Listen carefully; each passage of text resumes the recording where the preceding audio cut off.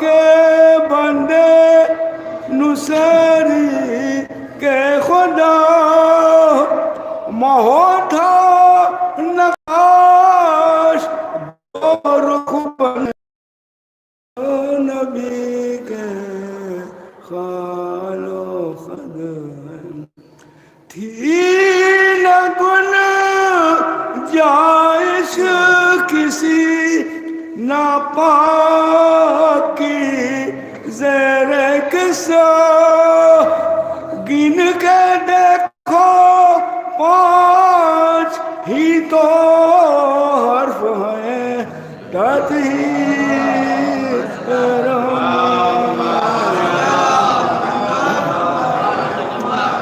تھی نہ گن جائش کسی ناپاک کی زیر کسا گن کے دیکھو 5 ہی تو حرف ہیں تطہیروں میں ایک پیغمبر ایک ولی ایک طاہر 2 ان کے لال ایک پیغمبر ایک ولی ایک طاہر 2 ان کے لال آ گئی عصمت سمٹ کر چادر تطہیر آ گئی عصمت سمٹ کر چادر تطہیر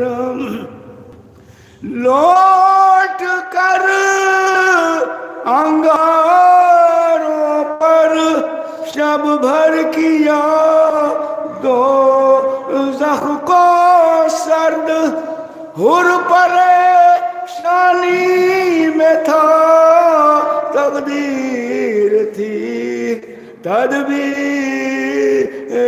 میں سب نبی کے کٹ گئی بیڑی مٹا پھر بھی نہ پگھلی کا نشان مرتے دم تک پاؤں عابد کا رہا زنجیروں میں سر وہ کس بی بی نے پٹکا تھا خدا جانے نصیب بال کچھ حوروں نے پائے مقتل شبیر سب نبی خال و خد ہیں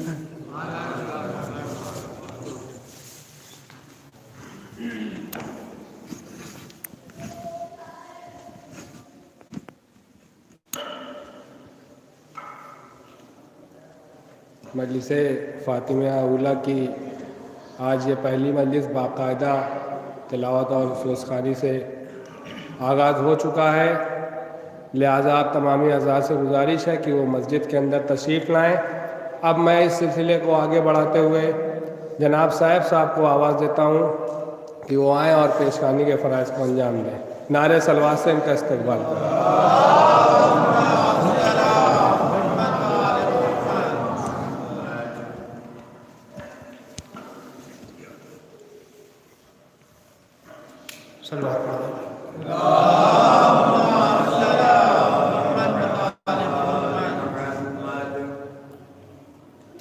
حضرات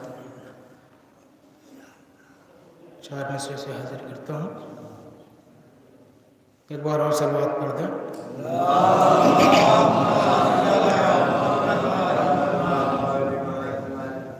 پیش کرتا ہوں کہ بخشش نہ ہوگی حیدر کرار کے بغیر قرار کے بغیر جنت نصیب ہوگی نہ سردار کے بغیر جنت نصیب ہوگی نہ سردار کے بغیر تو یہ مادر حسین کا وعدہ ہے حشر میں یہ مادر حسین کا وعدہ ہے حشر میں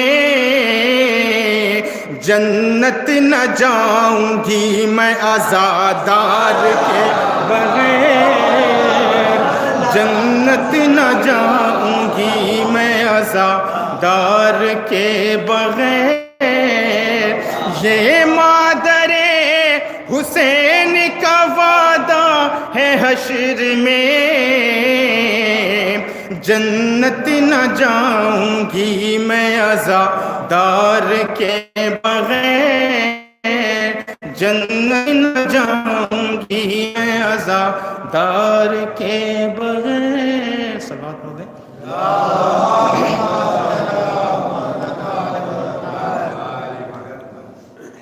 چار میں سے اور حاضر کرتا ہوں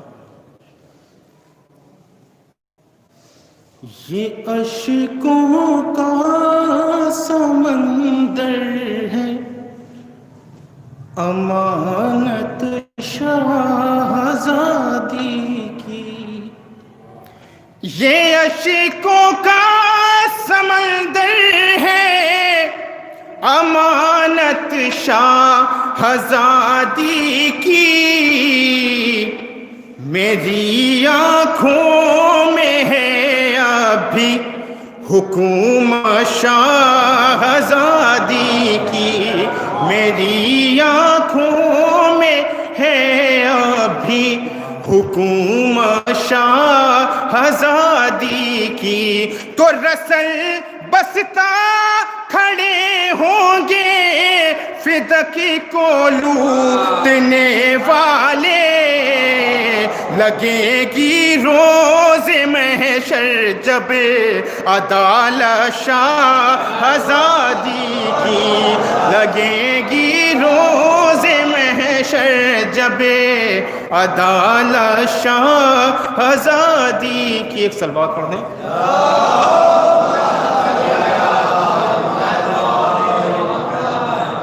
جلدی جلدی ایک مطلب دو شعر اور حاضر کرتا ہوں ایک صلوات پڑھ دیں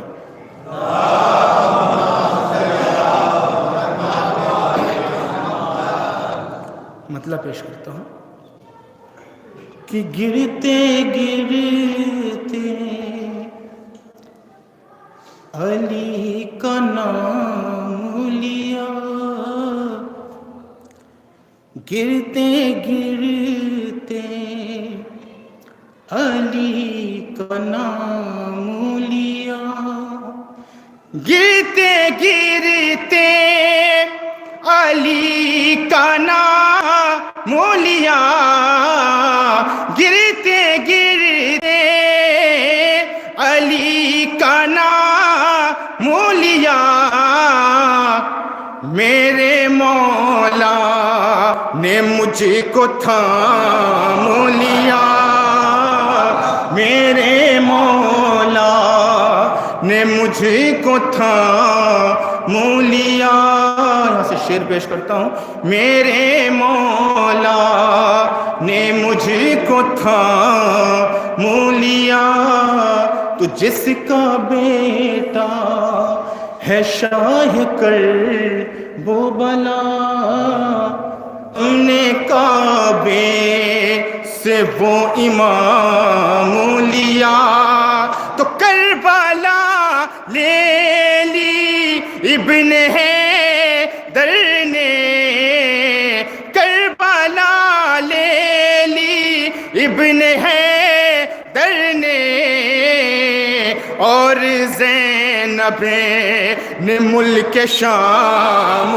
لیا اور زینب زینب نے ملک شام لیا، کربلا لے لی ابن حیدر نے، اور زینب نے ملک شام لیا، اور زینب نے ملک شام لیا۔ یا دو شعر اور حاضر کرتا ہوں کہ اور زینب نے ملک شام لیا، تو بولتا ہے خلاف اہل بیت، رزق جس نے بھی حرام لیا، کام لیتی ہے صبر سے دنیا، کام لیتی ہے صبر سے دنیا، صبر نے کربلا سے کام لیا، صبر نے کربلا سے کام لیا، میرے مولا نے مجھ کو تھام لیا۔ سلوات پڑھیں۔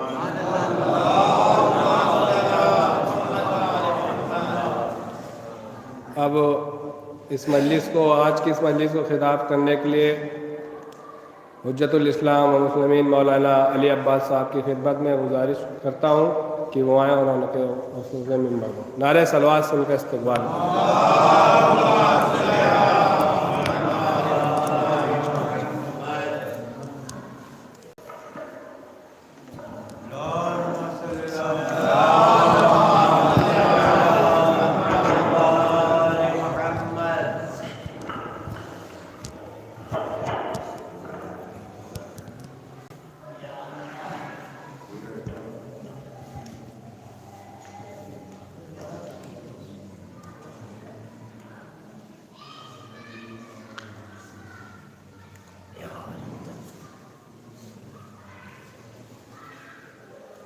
رحم اللہ من قرأ الفاتحہ۔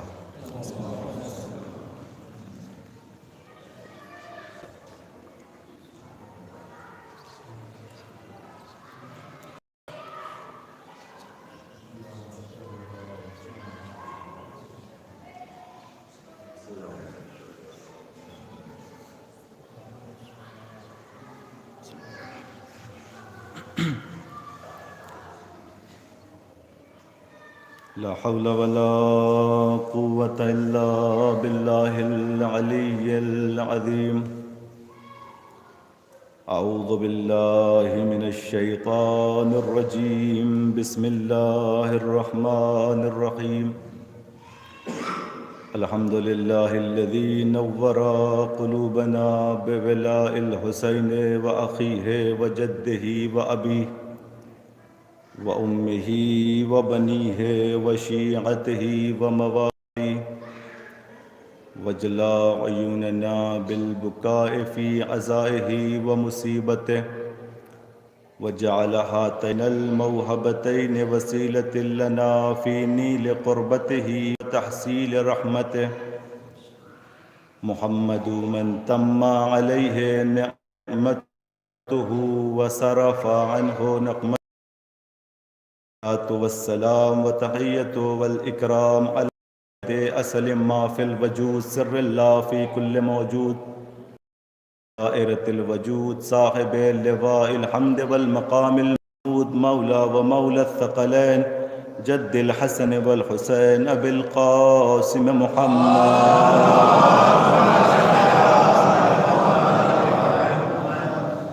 وعلى أهل بيته الطيبين الطاهرين المعصومين المنتجبين المنتخبين، ولعنة الله على أعدائهم أجمعين من يومنا هذا إلى قيام يوم الدين. أما بعد، فقد قالت فاطمة: أيها الناس اعلموا أني فاطمة. صلوات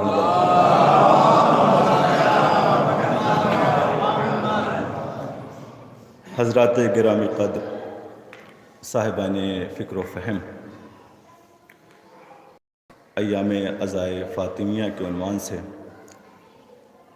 یہ سلسلہ مجالس، یہ ہماری خوش نصیبی ہے کہ ہم اس فرش پر بیٹھے ہوئے ہیں جہاں پر ذکر فاطمہ ہو رہا ہے، اس لیے کہ یہ وہ ذکر ہے کہ جس کو سننے کے لیے صرف انسان ہی مشتاق نہیں ہوتا بلکہ ملک مقرب بھی اس ذکر کی چاشنی کو محسوس کرنے کے لیے بے قرار رہتے ہیں۔ لیکن یہ ہماری کج فہمی ہے، یہ ہماری نافہمی ہے کہ ہم اس شخصیت کے فضائل و کمالات اور مصائب بیان کرنے کے لیے آئے ہیں جن کے بارے میں فی الحقیقت کما حقہ ہمیں ادراک ہی نہیں، لیکن اپنی بے بضاعتی اور بے بصیرتی کے باوجود کوشش ہے کہ جتنا ہو سکے حتی المقدور شہزادی کے فضائل و کمالات سے لوگوں کو آگاہ بھی کیا جائے، اور جو آگاہ ہیں ان کے لیے ایک دفعہ پھر سے ذکر فإن الذکر تنفع المؤمنین اس آیت کا پاس و لحاظ رکھتے ہوئے شہزادی کے فضائل کا تذکر کیا جائے، یاد رہا جائے۔ عزیزان محترم، شہزادی کی شخصیت وہ شخصیت ہے جس کا ادراک سوائے معصوم کے کسی کو کما حقہ نہیں ہو سکتا ہے۔ شاید یہی وجہ ہے کہ میں نے جس کلمہ کا انتخاب کیا ہے، جس جملے کا انتخاب کیا، وہ جملہ شہزادے کونین کے اس خطبے کا ہے کہ جو شہزادے کونین نے دربار میں بیان کیا تھا اور جس کو خطبہ فدق کہتے ہیں۔ اس کا ایک جملہ کہ جہاں پر شہزادے کونین نے خداوند عالم کی حمد و ثنا کے بعد اپنا تعارف کرایا تو سب سے پہلا جملہ یہی فرمایا، ایھا الناس اعلموا انی فاطمہ، اے لوگوں پہچان لو میں فاطمہ ہوں۔ ذرا جملوں پر غور فرمائیں، شہزادی کہہ رہی ہیں ایھا الناس اعلموا انی فاطمہ، اے لوگوں یہ پہچان لو، جان لو کہ میں فاطمہ ہوں۔ شہزادی کا خطاب جو ہے صرف دربار میں موجود لوگوں کے لیے نہیں ہے، ورنہ شہزادی کسی اور کلمے کے ذریعے سے، کسی اور جملے کے ذریعے سے خطاب کر سکتی تھیں، لیکن شہزادی خطاب کر رہی ہیں یہ کہہ کر ایھا الناس، یعنی جہاں جہاں تک انسانیت موجود ہے شہزادی کے خطاب کو سنیں کہ جان لو۔ اور دوسرا جملہ جو ارشاد فرمایا، اعلموا انی فاطمہ، اعلموا پہچان لو کہ میں فاطمہ ہوں۔ عزیزان گرامی، شہزادی فصاحت و بلاغت کی اس بلندی پر فائز ہیں کہ جہاں پر کوئی دوسرا بلیغ اور فصیح وہاں تک نہیں پہنچ سکتا، اس کا ادراک بھی وہاں تک نہیں پہنچ سکتا۔ شہزادی نے جو جملہ استعمال کیا وہ استعمال کیا اعلموا، جان لو، جبکہ عربی میں اگر دیکھا جائے تو اس کے مترادفات میں بہت سے الفاظ آتے ہیں، شہزادی نے یہ نہیں کہا۔ اور ہم بھی جانتے ہیں روز کم از کم ایک دفعہ تو ہم تلاوت کر ہی لیتے ہیں کہ وما ادراکا ما لیلۃ القدر، کہ تم کیا جانو کہ لیلۃ القدر کیا ہے، کیا جانو۔ تو یہاں پر قرآن نے ادراک کا لفظ استعمال کیا، لیکن شہزادی دربار میں جو خطاب کر رہی ہیں وہاں پر یہ کہتی ہوئی نظر آ رہی ہیں اعلموا، جان لو۔ چاہتی تو ادراک کا لفظ استعمال کر سکتی تھی، لیکن سامنے والوں کی کوتاہ ذہنی کو ملحوظ رکھتے ہوئے شہزادی نے کہا اعلموا، اس لیے کہ شہزادی اس ذات کا نام ہے کہ جس کو کوئی درک کر ہی نہیں سکتا، اس لیے تمام ماہیت کے ساتھ، تمام حقیقت کے ساتھ کسی شے کو جانا جائے۔ بالفرض اگر میں یہ کہوں کہ یہ مسجد ہے، یہ جان لو کہ یہاں پر مسجد ہے، تو یہاں پر جو جانتا ہے مسجد کو اس کے لیے میں اعلموا کا لفظ استعمال کر دوں گا کہ آپ لوگ جان لیجئے مسجد ہے، لیکن ادراک اسے حاصل ہوگا جو یہ جانتا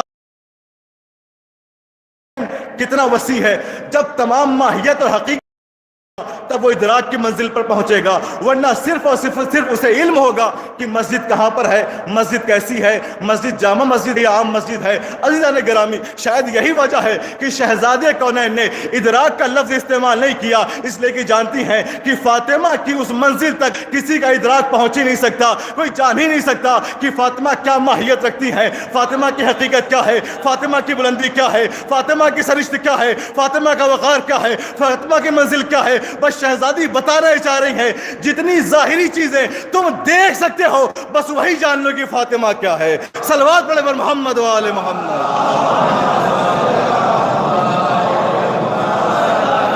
تم اپنی بے بصیرتی کو ملحوظ رکھتے ہوئے جتنا تم جان سکتے ہو۔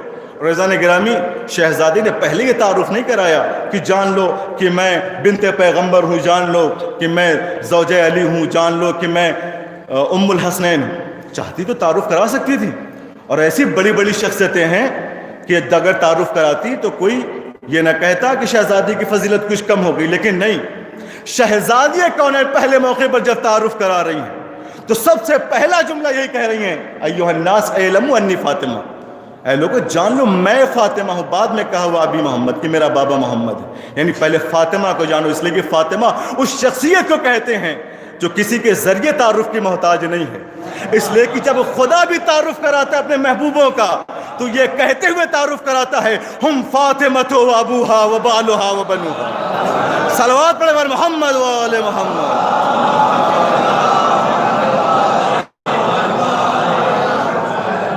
اس منزل کمال پر ہے فاطمہ کہ کسی کے ذریعے سے تعارف کرایا جائے کہ میرا وقار بلند ہو جائے، میرا افتخار بلند ہو جائے، میری منزل بلند ہو جائے۔ نہیں، فاطمہ کی منزل تو وہ منزل ہے کہ جہاں تک کوئی پہنچ ہی نہیں سکتا، کسی کے رسائی بھی نہیں ہے۔ اللہ نے اپنے پیغمبر کو جو چاہا آسانی سے فراہم کر دیا، لیکن جب فاطمہ کو دینے کی باری آئی تو آپ کے سامنے تاریخ ہے کہ کتنا ملول میرا پیغمبر ہے کہ دشمن تانے دے رہے ہیں، یہ کہہ رہے ہیں کہ لا ولد ابتر۔ سورہ نازل کیا، انا اعطیناک الکوثر فصل لربک وانحر انا شانئک هو الابتر۔ عزیزان گرامی، علماء موجود ہیں، آپ ان سے پوچھئے گا، اور اس دن بھی جمعہ خطبے میں اسی کا تذکرہ ہوا۔ میں صرف ایک جہت کا تذکرہ کرتا ہوں کہ کیا کہا قرآن نے، انا اعطیناک الکوثر۔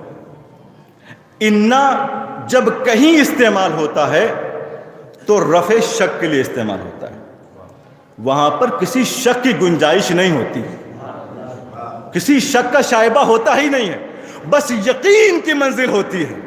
اور پروردگار عالم کہہ رہا ہے انا اعطیناک الکوثر، کہ حبیب یقیناً ہم نے تمہیں کوثر عطا کیا ہے۔ اور وہ حبیب کہ جس کے لیے قرآن کہہ رہا ہے کہ یا ایھا المزمل قم اللیل الا قلیلا، کہ میرے حبیب تم ساری شب ساری رات عبادت نہ کیا کرو بلکہ کوئی دیر آرام بھی کر لیا کرو، رات کے بعض حصے میں عبادت کیا کرو۔ وہ خدا جو اپنے پیغمبر کو اتنا محبوب رکھتا ہے، جو یہ کہتا ہوا نظر آ رہا ہے کہ ساری رات عبادت نہ کیا کرو بلکہ کچھ حصے میں عبادت کر لیا کرو، وہی خدا اس آیت میں کہہ رہا ہے انا اعطیناک الکوثر فصل لربک وانحر، اے میرے حبیب یقیناً ہم نے تمہیں کوثر عطا کیا ہے، بس تم اپنے رب کی عبادت کرو اور قربانی پیش کرو۔ انا شأنک هو الابتر۔ اور میرے حبیب ایسے ہی نہیں، ایک یقین وہاں پر دلایا کہ ہم نے تمہیں یقیناً کوثر عطا کیا، تو ایک تو فضیلت میں ہو گیا، اور دوسرا دشمن کا عقاب بھی بیان کر دیا، انا شأنک هو الابتر، یقیناً میرے حبیب جو تیرا دشمن ہے وہ ابتر رہے گا، لا ولد رہے گا، جس نے تجھے تانا دیا ہے وہ ابتر رہے گا۔ عزیزان گرامی، شاید یہ وجہ ہے کہ کسی نے مولا کائنات کو راستے میں روک کر پوچھا کہ یا امیر المومنین یہ بتا دیجئے کہ قرآن تو یہ کہہ رہا ہے کہ جو رسول کا دشمن ہے، جو رسول کا دشمن ہے وہ ابتر ہے، لیکن ہم دیکھتے ہیں کہ بہت سے رسول کے دشمن ایسے ہیں جن کے پاس اولاد ہیں، جن کے بیٹے ہیں، جن کی نسلیں ہیں۔ مولا کائنات مسکرا کر فرماتے ہیں یہ بات تم مجھ سے نہ پوچھ بلکہ جن کی اولادیں ہیں ان سے جا کر پوچھ۔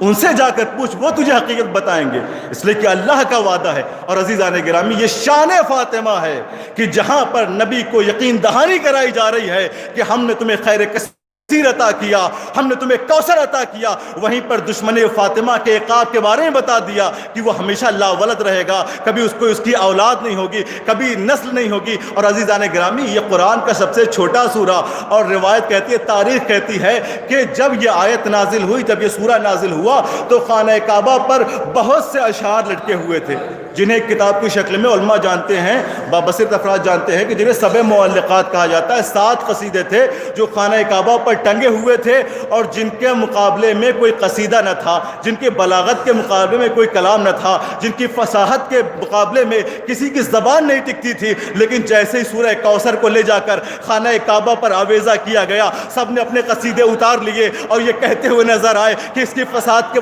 مقابلے میں کوئی کلام نہیں ہو سکتا، اس کی بلاغت کے مقابلے میں کوئی کلام نہیں ہو سکتا۔ بس جملہ مجھے کہنے دیجئے کہ جب سورہ کوثر کے مقابلے میں کوئی کلام نہیں آ سکتا ہے، تو جو سورہ کوثر کا آئینہ ہے اس فاطمہ کا مقابلہ کیسے ہو سکتا ہے؟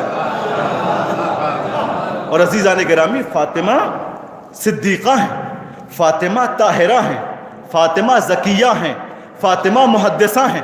کتنے القاب ہیں کہ جس القاب سے پیغمبر نے نوازا ہے، اور فاطمہ کی عظمت یہ ہے، فاطمہ کا وقار یہ ہے، فاطمہ کا افتخار یہ ہے کہ جب جناب فاطمہ زہرا رسول کی بزم میں داخل ہوتی تھیں تو پیغمبر ایسے ہی نہیں، فقام الیہا۔ دیکھیں، عربی بڑی لطیف زبان کا نام ہے، اس کی لطافت کو محسوس کرنے کے لیے اس کے رموز کو جاننا ضروری ہے۔ روایت نے یہ نہیں کہا قام لہا کہ ان کے لیے کھڑے ہو جاتے تھے، ایک شخص آیا میں اس کی تعظیم کے لیے کھڑا ہو گیا، یہ تعظیم کا ایک رخ ہے۔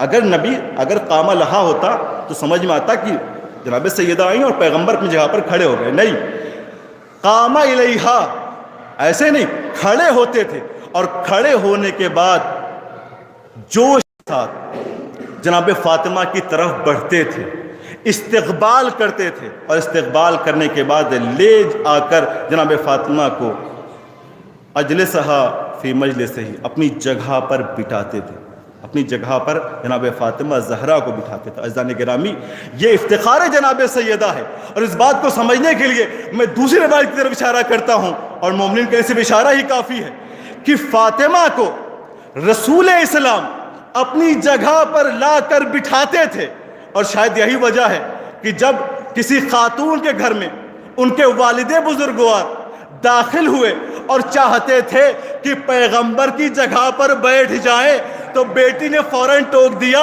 بابا جان یہ پیغمبر کی جگہ ہے، اس پر کوئی دوسرا نہیں بیٹھ سکتا۔ اگر بیٹی اپنے باپ کو یہ کہہ کر اٹھا سکتی ہے کہ رسول کی جگہ پر کوئی دوسرا نہیں بیٹھ سکتا، تو اندازہ کرے کہ فاطمہ کس منزلت کی مالکہ ہے کہ جہاں پر پیغمبر خود اپنی جگہ پر کھڑے ہو کر فاطمہ کو بٹھا رہے ہیں۔ صلوات پڑھیں پر محمد و آل محمد۔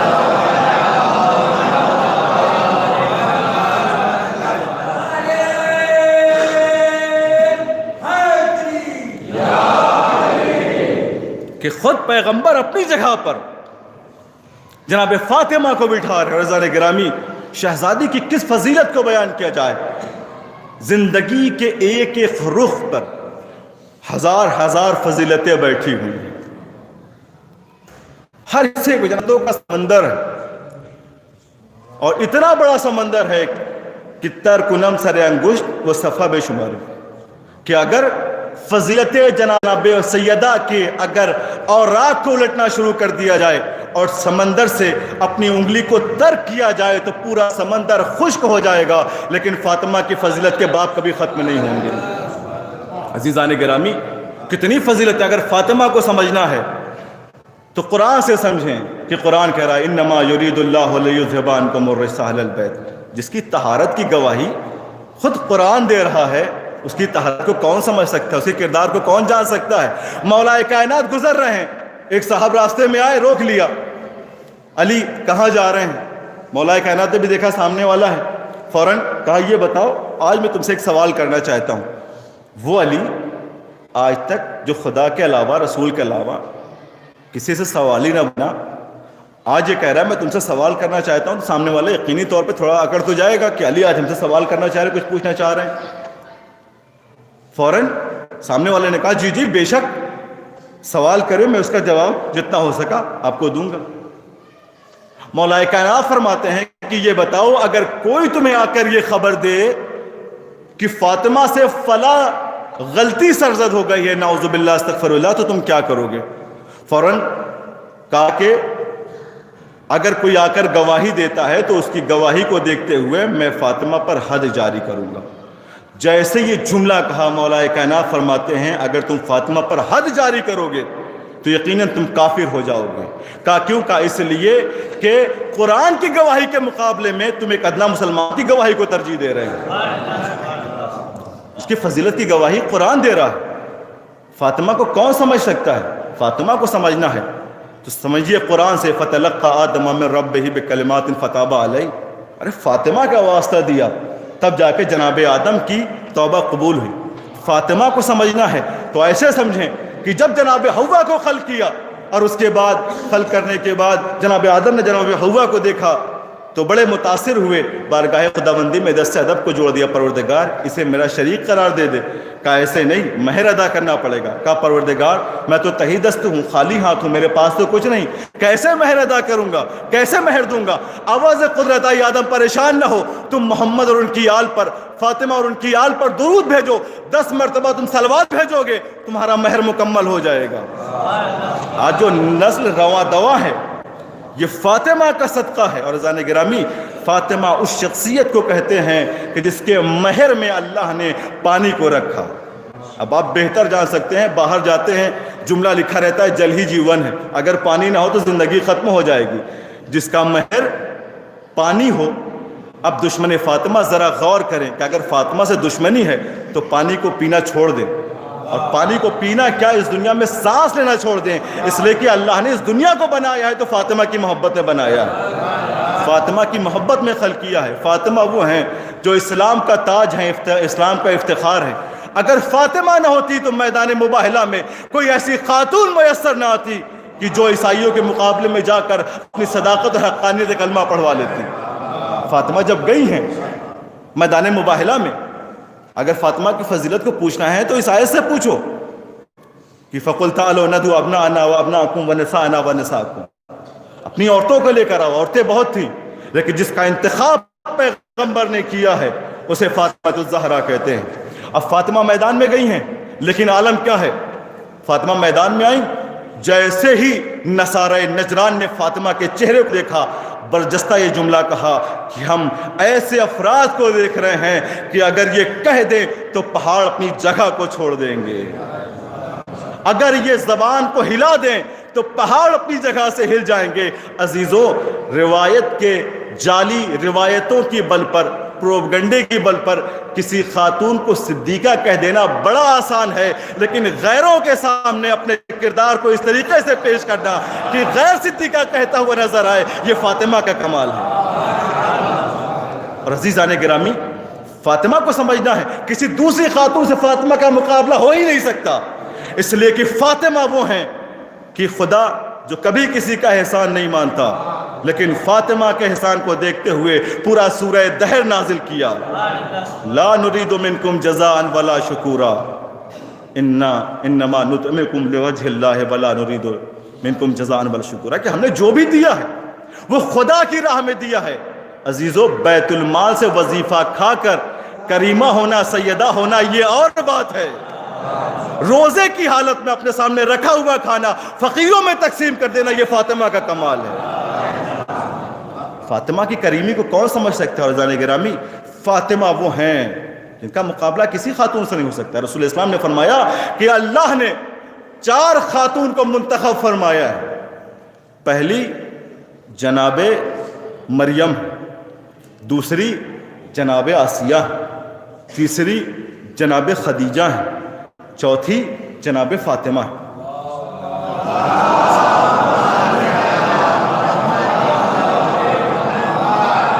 4 خواتین کو منتخب کیا۔ بظاہر اگر روایت دیکھی جائے مریم کے انتخاب میں دو وجہ سمجھ میں آتی ہیں. دوسرا ایک معصوم کی ماں ہونا, اور جناب آسیہ کا اگر دیکھا جائے انتخاب تو صرف ایک وجہ ہے کہ انہوں نے ایک معصوم کی پرورش کی ہے, لہٰذا اللہ نے انہیں منتخب کر لیا. اور جناب خدیجہ کی اگر وجہ انتخاب دیکھا جائے تو یہ سمجھ میں آ سکتا ہے کہ ایک معصوم کی زوجہ ہے اور ایک معصوم کی ماں ہے. تو جناب آسیہ کے وجہ انتخاب صرف ایک وجہ سے, جناب مریم کا وجہ انتخاب صرف دو وجہ سے, جناب خدیجہ کا وجہ انتخاب صرف دو وجہ سے. لیکن کیا کہنا جناب فاطمہ کا کہ ہر جگہ سے, ہر جہت سے وجہ انتخاب کی حامل ہے. خود بھی معصومہ ہے, شوہر بھی معصوم ہے, باپ بھی معصوم ہے, بچے بھی معصوم ہیں.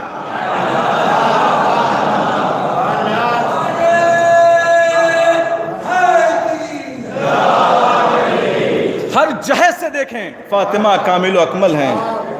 فاطمہ وہ ہیں جو طاہر بھی ہیں, طاہرہ ہیں, مطہرہ ہیں. عزیزان گرامی, آپ پڑھتے رہتے ہیں قرآن میں بھی دونوں لفظ آئی ہیں, اور بہت سی چیزیں قرآن بھی صحفم مطہرہ یعنی خود پاک بھی ہے اور قرآن پاک کرنے والا بھی ہے.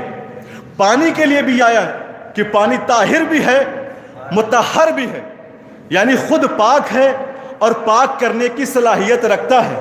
فاطمہ خود طاہرہ بھی ہیں, مطہرہ بھی ہیں.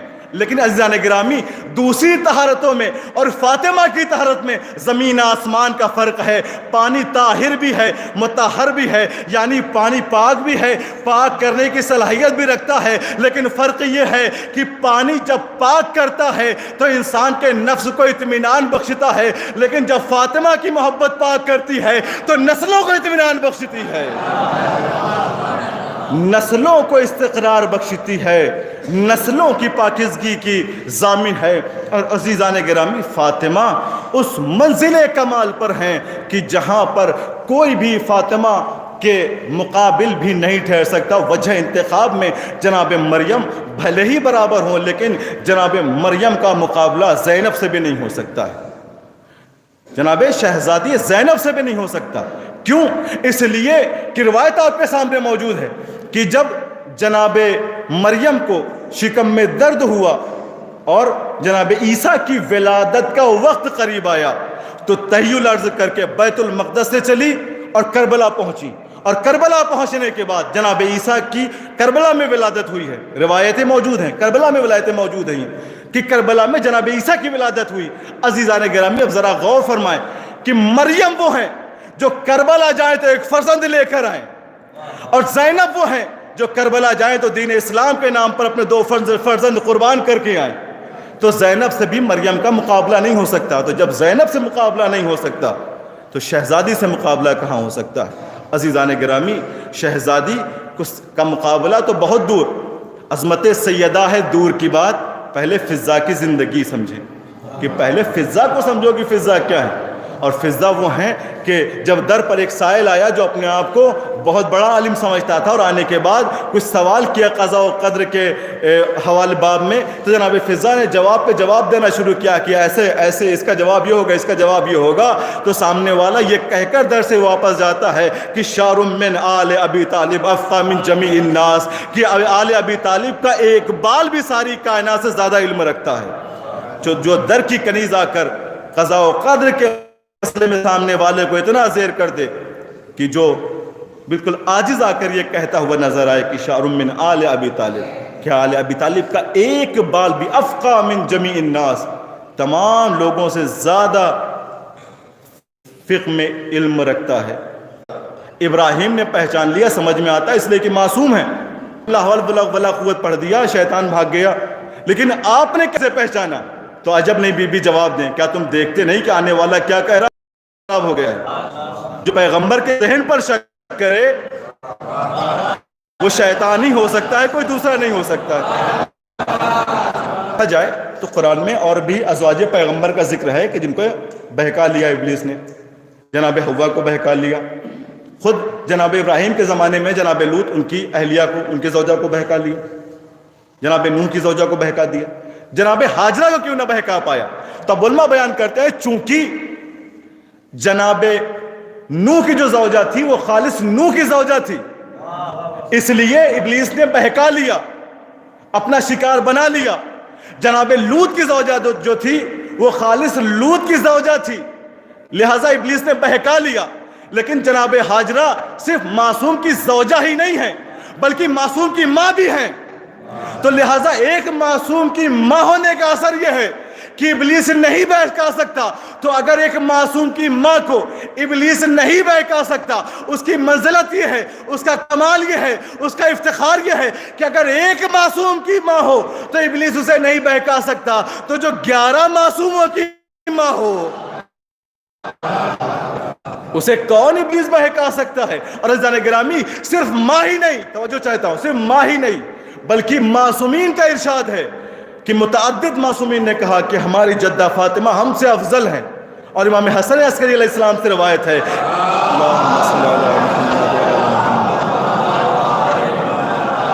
کہ نحن حجج اللہ علی الخلق، کہ ہم تمام مخلوقات پر اللہ کی حجت ہیں، لیکن ہماری جدہ فاطمہ ہم پر حجت ہے. قرآن نے کہا وَلَكُمْ رَسُولُ اللَّهِ أُسْوَةٌ حَسَنَةٌ، کہ تمہارے لیے رسول کی سیرت اسوہ حسنہ ہے. لیکن معصومین یہ کہتے ہوئے نظر آ رہے ہیں کہ ہماری جدہ فاطمہ کی سیرت ہمارے لیے اسوہ حسنہ ہے. اس سے بڑھ کے فاطمہ کے کردار کو اور کیسے بیان کیا جا سکتا ہے؟ عزیزان گرامی، فاطمہ وہ ہیں کہ جن کی رضا اللہ کی رضا ہے. اگر دیکھا جائے تو قرآن میں 3 طریقے کی رضایت کا ذکر ہوا ہے. ایک رضا کہ جس کے بارے میں علماء نے بیان کیا کہ ایک رضا ایسی ہوتی ہے کہ جہاں پر بندہ تو اللہ سے راضی ہے لیکن اللہ بندے سے راضی نہیں.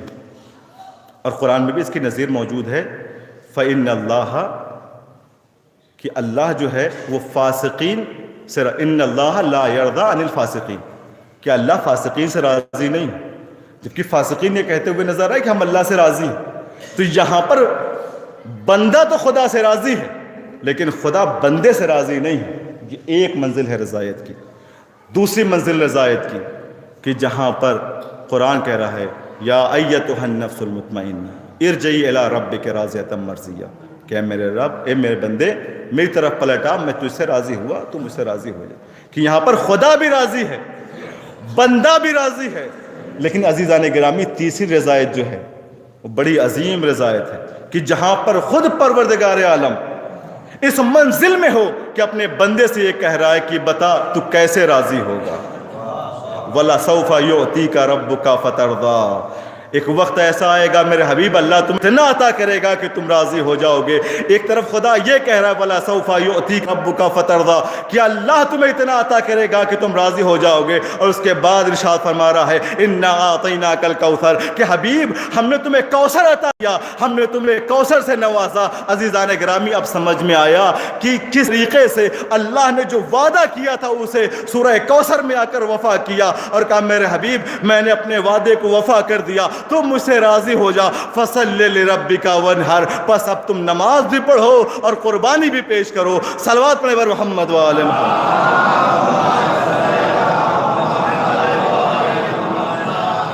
عزیزان گرامی، فاطمہ الزہرا اس بی بی کا نام ہے کہ وہ فرشتے کہ جن کے پاس کوئی نفسانی خواہش نہیں ہے، وہ فرشتے کہ جنہیں بھوک نہیں لگتی، جنہیں پیاس نہیں لگتی، لیکن وہ فرشتے اگر کسی کے در پر آ کر روٹیاں مانگتے ہوئے نظر آئیں تو سمجھ لینا کہ اس در کا افتخار کیا ہے. جب سارے دروازے بند کرا دیے جاتے ہیں اس وقت صرف ایک دروازہ بحکم رب کھلا رہتا ہے، جس کا دروازہ کھلا ہے اس کا نام فاطمہ ہے. گویا پیغمبر اسلام حکم خدا سے دنیا والوں کو یہ بتانا چاہ رہے ہیں کہ دیکھو فاطمہ کا وہ در ہے جو کسی کے لیے بند نہیں ہے. تم جبین نیاز کو جھکا کر ان کے در پر آؤ، یہ تمہیں بے تحاشا عطا کریں گے، یہ تمہیں بے شمار عطا کریں گے. ان کے در پر جبین نیاز کو خم تو کرو. واحد در کائنات کا ایسا ہے فاطمہ کا کہ جہاں پہ دونوں جہاں کے لوگ مانگنے کے لیے آئے، جہاں پہ زمین والے بھی آئے مانگتے ہوئے اور آسمان والے بھی آئے. یہ وہ در ہے کہ جس کا مقام یہ ہے کہ اگر یہاں پہ سید الملک بھی آتا ہے تو اجازت لیتا ہے. یہاں پر اگر رضوان جنت بھی آتا ہے تو تعظیم سے اپنے سر کو جھکاتا ہے. عزیزو، فاطمہ وہ ہیں جو اگر تقسیم کرتی ہیں تو بے شمار دیتی ہیں. اس کی برکت یہ ہوتی ہے کہ کوئی اس برکت کو احاطہ نہیں کر سکتا. روایات متعدد موجود ہیں، لیکن خود کی زندگی فاطمہ کی کیا ہے؟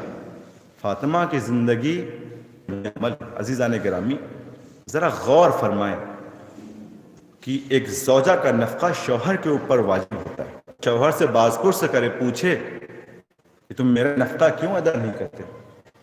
کم از کم کھانے کا تو انتظام کرو. ایسا ایثار، ایسا جذبہ.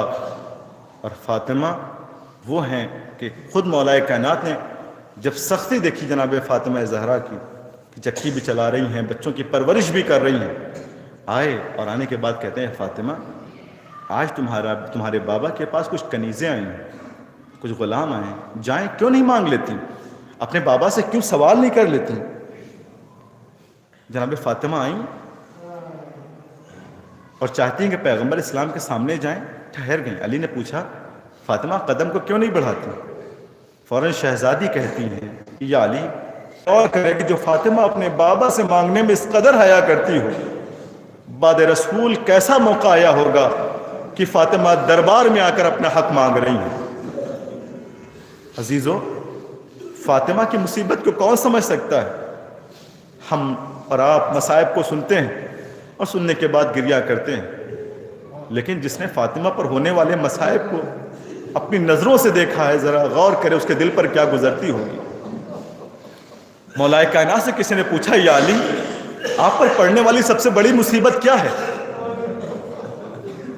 مولا خاموش، آنکھوں سے زاروں قطار اشک جاری ہوئے. سامنے والے نے خود ہی کہنا شروع کیا یا علی، کیا جو زخموں پہ زخم آپ کو جنگوں میں لگے ہیں، کیا وہ سب سے زیادہ مشکل مرحلہ تھا؟ علی نے کہا نہیں، میرے لیے وہ سب سے سخت مرحلہ نہیں تھا. کہا پھر آپ کو جو آپ کے حق سے دستبردار کیا گیا، آپ کا حق نہیں دیا گیا، کیا وہ سب سے بڑا عظیم مرحلہ تھا؟ کیا سب سے سخت مرحلہ تھا؟ علی رو کر کہتے نہیں، میرے لیے وہ سخت مرحلہ نہیں تھا. سامنے والا ایک ایک چیز کو گناتے، علی منع کرتے رہتے ہیں کہ نہیں، میرے لیے وہ سخت مرحلہ نہیں ہے، میرے لیے وہ مشکل کی گھڑی نہیں ہے. سامنے والے نے دست ادب جوڑ کر کہا یا علی پھر بتا دے وہ سب سے سخت مرحلہ کون ہے جو آپ کو ہمیشہ پریشان کرتا ہے؟ علی رو کر کہتے ہیں میں گھر میں موجود تھا، فاطمہ کو تماچے مارے گئے، فاطمہ کو تازیانے مارے گئے، علی اتنا مجبور تھا کہ فاطمہ کا دفاع نہ کر سکا. آزاد وہ علی جب گھر میں آتا تھا تو فاطمہ تنہا ایسی تھی جو علی کی دلجوئی کرتی تھی. علی گھر میں آئے، چہرہ مزمحل ہے. فاطمہ آگے بڑھی، یا علی چہرہ بڑا مزمحل ہے، کیا ہوا؟ یا علی پریشان نہ ہو، یہ مشکلیں وقتی ہیں، یہ لوگ آپ کو سلام نہیں کرتے تو کیا ہوا؟ یا علی یہ مدینے والے آپ کو سلام نہیں کرتے تو کیا ہوا؟ اللہ تو ہمیں سلام کرتا ہے، اللہ کے رسول تو ہمیں سلام کرتا ہے، اللہ کے ملائکہ ہمیں سلام کرتے ہیں. علی رو کر کہتے فاطمہ میں اس لیے گریہ نہیں کرتا کہ مدینے والے مجھے سلام نہیں کرتے، میں اس لیے روتا ہوں کہ میں سلام کرتا ہوں، مدینے والے میرے سلام کا جواب نہیں دیتے. ہاں زادارو، کس طریقے سے دل جوئی کی ہے جناب زہرا نے. لیکن عزیزو، اپنا غم کبھی علی کو نہیں بتایا. فاطمہ کی مصیبت کو کون سمجھے؟ جناب فضہ خانہ کعبہ کا طواف کر رہی ہیں. ایک راوی آیا، کیا دیکھتا ہے کہ ایک معظمہ ہے جو بزبان فصیح و بلیغ دعا کر رہی ہے. سمجھ گیا کوئی عام خاتون نہیں ہے. قریب آیا، اے معظمہ میرے کچھ سوالات ہیں، میں تو آپ سے پوچھنا چاہتا ہوں، کیا ان کا جواب مل سکتا ہے؟ آواز ہے رک جاؤ، پہلے میں اپنا طواف مکمل کر لوں، اس کے بعد تمہارے سوال کا جواب دیتی ہوں. طواف مکمل ہوا، معظمہ فارغ ہوئی، راوی آگے بڑھا. آگے بڑھنے کے بعد پہلا سوال کرتا ہے کہ آپ کا تعلق کہاں سے ہے؟ فوراً فرماتی ہیں کہ میں فضہ ہوں. کہا اچھا آپ فضہ ہیں؟ اے فضہ میرا بس ایک سوال ہے.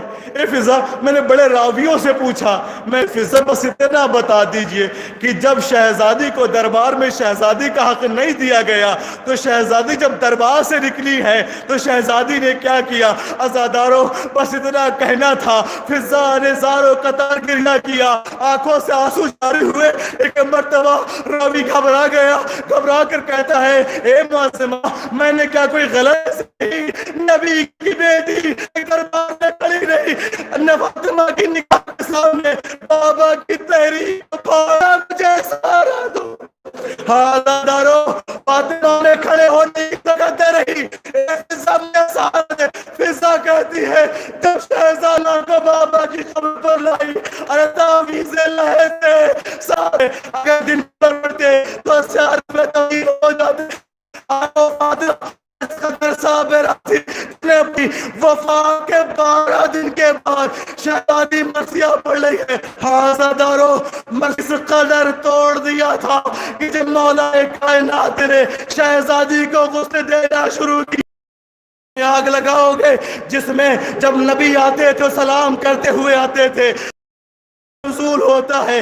یہ گھر وہ ہے جو محبت دروازہ فاطمہ کے پہلو پر گرا. آزادارو جیسی دروازہ گرا شہزادی کی آواز گونجی اے فضا میری کہتی ہے. میں دوڑ کر برس ہوا. آزادارو شب کی تاریکی میں کا جنازہ اٹھا. ابھی چند تھا ایک ننھی سی بچی ارے دوڑتے ہوئے جنازے کے پیچھے یا اماں اے مادر گرامی مجھے کس کے سہارے چھوڑے جا رہی ہے. سمجھ گئے وہ کو 4 برس کی زینب ماں کے جنازے کے پیچھے ارے ابا کا زینب کو گود میں اٹھایا. ارے میرے گھر کی بچیاں رات کے شب میں بھی گھروں سے اس طرح باہر نہیں نکلتی. میں کہوں گا یا علی کیسا جملہ کہا. ارے وہ وقت کیسا ہوگا جب دل اجالے میں فاطمہ دیار زینب دیار بدیار پھرائی جائے گی. منادی ندا دے گا حاضر ہی سبا من بناتے رسول اللہ. حاضردارو فاطمہ اس دنیا سے رخصت ہو گئی. آخر جملہ بڑا حساس جملہ ہے. حاضردارو ایک عورت اس کی زندگی وہ ہوتی ہے کہ جب تک عورت گھر میں موجود ہے پورے گھر کو سمیٹ کر رکھتی ہے. اگر عورت نہ ہو تو گھر بکھر جاتا ہے. ارے فاطمہ کا اس دنیا سے جانا تھا. فاطمہ کا گھر بکھر گیا فاطمہ کا گھر اجڑ گیا.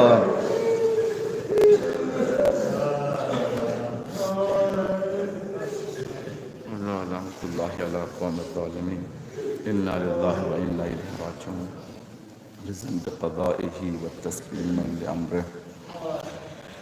پروردگار تجھے واسطہ ہے محمد اہل بیت محمد کا ہمارے گناہ کبیر و صغیرہ کو معاف فرما. جو بیمار ہیں شفاء کامل و عاجل عنایت فرما. جو بے روزگار ہیں اس کو رزق حلال عنایت فرما. جو مقروض ہیں ان کے قرض کی ادائیگی فرما. پروردگار جو پریشان حال ان کی پریشانیوں کو دور فرما. فرش عزا پر موجود اور دیگر جتنے بھی صاحب حاجت ہیں ان کے حاجات کو پورا فرما. جو اولاد نرینہ ان کو اولاد صالح عنایت فرما. پروردگار تجھے واسطہ ہے محمد اہل بیت محمد کا کہ ہمیں زیادہ سیرت معصومین پر چلنے کی توفیق عنایت فرما. پروردگار ہماری اصلاح کو شرف قبولیت عنایت فرما. پروردگار دنیا میں جہاں جہاں بھی شان حیدر کرار ان کی جان و مال عزت و آبرو کی حفاظت فرما. پروردگار پرچم اسلام کو سر بلندی عنایت فرما. پرچم کفر نفاق کو سر نگو فرما. پروردگار تمام دعاؤں میں سب سے عظیم دعا کہ ہمارے زمانے کی آخری حجت یگانہ امام زمانہ کے ظہور میں تعجل عنایت فرما اور ہم کو ان کے آوان و آثار میں شمار فرما. ربنا تقبل منا انک انت السمیع العلیم.